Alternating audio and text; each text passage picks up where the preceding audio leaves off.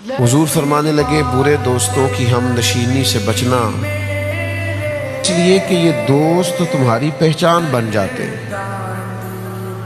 تم پہچانے جاتے ہو۔ وہ فلاں نہیں وہ جو فلاں کے ساتھ بیٹھتا ہے، وہ لڑکا نہیں وہ جو فلاں لڑکے کے ساتھ اٹھتا بیٹھتا گھومتا کھاتا پیتا ہے۔ یہ دوست پہچان بن جاتے ہیں، انسان اپنے ان دوستوں سے پہچانا جاتا ہے۔ میرے بھائیوں، سوچ سمجھ کر غور کر کے تھوڑا سا اچھے طریقے سے سمجھ بوجھ کر دوستیاں لگایا کریں۔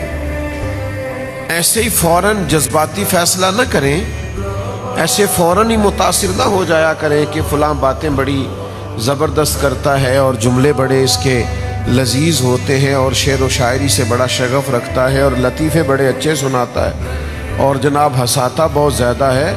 وہ آپ پر اثر انداز ہوگا، آپ کی شخصیت کے اندر بہت سارے منفی اثرات پیدا ہوں گے اگر خدا نخواستہ بندہ ٹھیک نہیں ہے۔